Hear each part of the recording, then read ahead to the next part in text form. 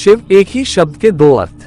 शिव शब्द वो जो नहीं है और आदियोगी दोनों की ही ओर संकेत करता है, क्योंकि बहुत से तरीकों से ये दोनों पर्यायवाची हैं। ये जीव जो एक योगी है और वो शून्यता जो सृष्टि का मूल है, दोनों एक ही है।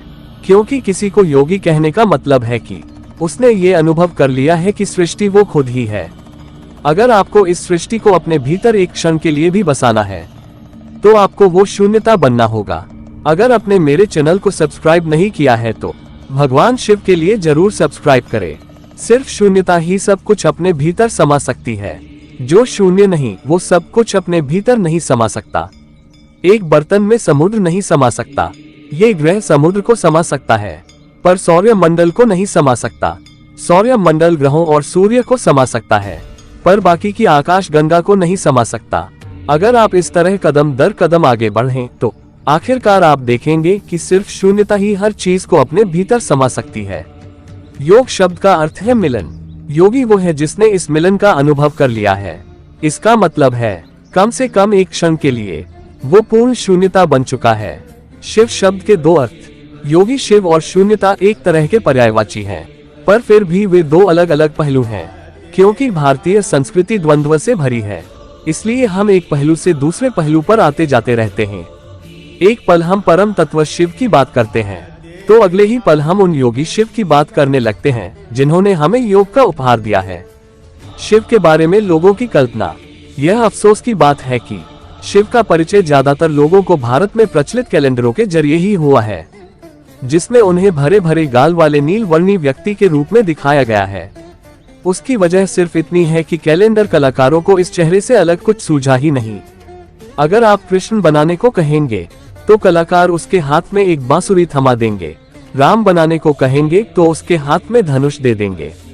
और अगर आप शिव बनाने को कहेंगे तो सिर पर चांद बना देंगे।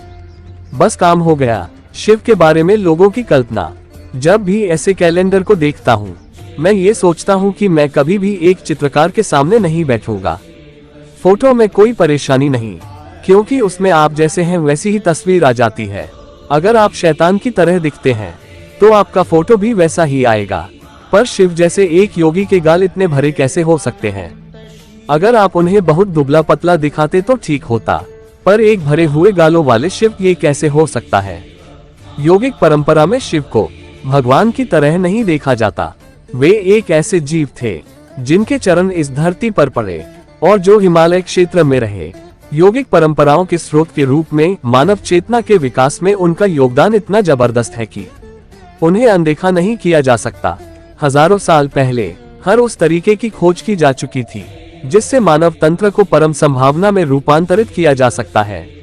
इसकी जटिलता अविश्वसनीय है। ये प्रश्न करना कि उस समय क्या लोग इतने जटिल काम कर सकते थे कोई मायने नहीं रखता, क्योंकि योग किसी विचार प्रक्रिया या सभ्यता की उपज नहीं है। योग भीतरी बोध से आया है। उनके आसपास क्या हो रहा था इससे कोई फर्क नहीं पड़ता। योग उनके भीतर से बाहर आने वाला प्रवाह था। उन्होंने बहुत ही विस्तार से हमें बताया कि मानव तंत्र के हर मुद्दे का मतलब क्या है और उसमें छुपी संभावना क्या है। जो भी कहा जा सकता था वो उन्होंने इतने सुंदर और कुशल तरीकों से कहा कि आप आज भी उनके द्वारा कही गई एक भी चीज नहीं बदल सकते।